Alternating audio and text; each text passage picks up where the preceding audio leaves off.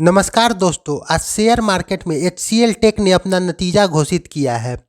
इस बार interim dividend के साथ स्पेशल डिविडेंड देने की भी घोषणा की है।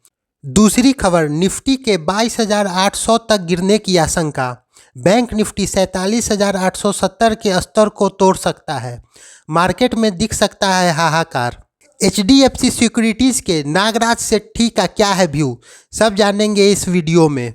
आईटी कंपनी एचसीएल टेक ने अक्टूबर-दिसंबर 2024 तिमाही का वित्तीय नतीजा जारी कर दिया है।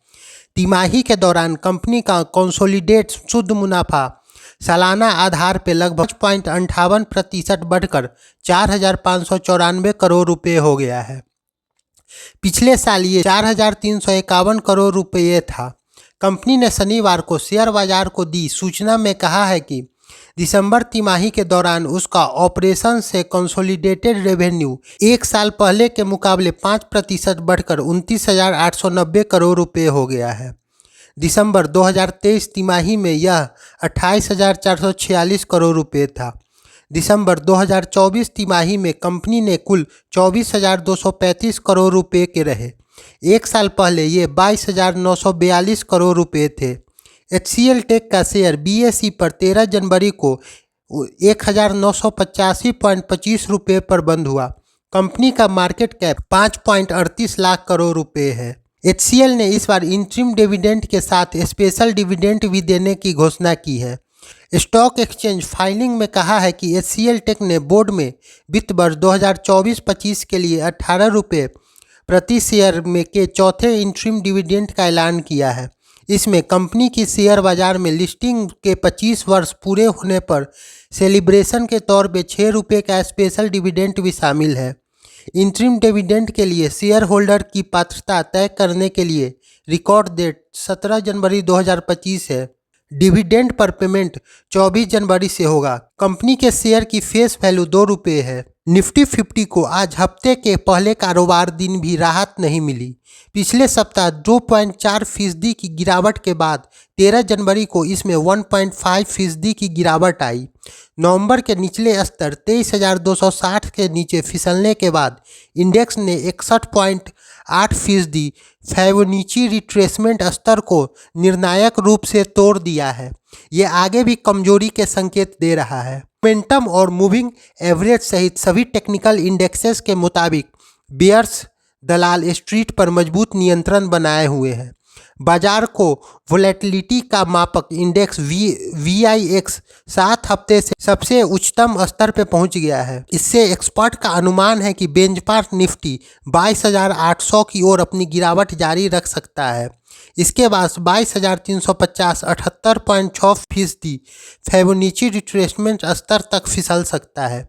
हालांकि बाजार एनालिस्ट के अनुसार यदि शॉर्ट कवरिंग के कारण बाउंस बैक होता है तो इससे तत्काल रेजिस्टेंस 23,350 के आसपास दिख सकता है।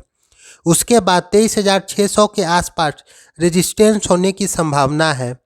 बाजार में बिकवाली बढ़ने के फैक्टर्स। बाजार में बिकवाली के दबाव में कई फैक्टर जिम्मेदार हैं।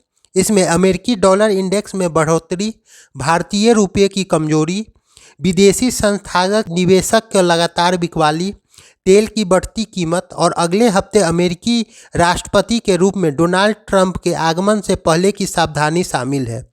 निफ्टी आज 200 पॉइंट की गिरावट के साथ 23,195 पर खुला और पूरे सत्र में दबाव में रहा। बाजार के अंत में औसत से अधिक वैल्यूएशन के साथ 346 अंक 1.47% के नुकसान के साथ 23,086 पर बंद हुआ। इंडेक्स ने डेली चार्ट पर बेयरिश कैंडल स्टिक पैटर्न बनाया। इससे लगातार 7वें सत्र में लोअर हाई का रुझान जारी रहा। मोमेंटम इंडिकेटर में निगेटिव रुझान देखने को मिला। तकनीकी नज़रिए से यह पैटर्न सिमेट्रियल ट्रायंगल पैटर्न से एक निर्णायक निगेटिव ब्रेकआउट का संकेत देता है। यह पैटर्न इंडेक्स में रिबाउंड शुरू करने के लिए स्ट्रेंथ में कमजोर का संकेत देता है। निफ्टी में 23,260 पर तत्काल सपोर्ट स्तर टूट गया है। बाजार अब निचले स्तरों पर परीक्षण करने के लिए तैयार है। मंगलवार 14 जनवरी को कैसा रह सकता है निफ्टी की चाल। एचडीएफसी सिक्योरिटीज़ के नागराज सेठी के अनुसार निफ्टी का अंडरलाइन ट्रेंड कमजोर बना हुआ है। निफ्टी लगभग 22,800 से 22,700 के स्तर के अगले नीचे सपोर्ट लेवल की ओर बढ़ रहा है। उन्होंने कहा कि 23,350 तक कोई भी पुलबैक उछाल में बिकवाली का अवसर हो सकता है। वहीं वीकली ऑप्शन डेटा के मुताबिक इंडेक्स आगामी सत्रों में 22,500 से 2,400 के दायरे में कारोबार कर सकता है। मंगलवार 14 जनवरी को कैसा रह सकता है बैंक निफ्टी की चाल। बैंक निफ्टी भी आज बड़ी गिरावट के साथ खुला। बाजार में आखिर में 693 अंक या 1.42% टूटकर 48,041 पे बंद हुआ। इसमें डेली टाइम फ्रेम पर एक लॉन्ग अपर टिक के साथ एक बेयरिश कैंडल स्टिक पैटर्न बना, जो उच्च स्तर पर डिमांड की कमी का संकेत दे रहा है। इंडेक्स 78.6% फिबोनाची रिट्रेसमेंट का स्तर 47,870 पर पहुंच गया। सभी टेक्निकल इंडेक्सेस में कमजोरी को देखते हुए इस स्तर पर नीचे एक निर्णायक ब्रेक से इंडेक्स जून के निचले स्तर 46,000 के करीब तक गिर सकता है। मोतीलाल ओसवाल के चंदन तपारिया ने कहा कि जब तक बैंकिंग इंडेक्स 48,500 जोन के नीचे रहेगा, इसमें कमजोरी 47,500 तक बढ़ सकती है। इसके बाद और नीचे 47,250 के स्तर तक बढ़ सकती है। दूसरी तरफ ऊपर की ओर रेजिस्टेंस 48,250 के स्तर पर दिख रहा है। इसके बाद 48,500 के जोन में रेजिस्टेंस दिख रहा है। इसी बीच इंडिया VXI या डर का इंडेक्स 7.26% बढ़कर 16 अंक पर पहुंच गया। ये 22 नवंबर 2024 के बाद उच्चतम क्लोजिंग स्तर है।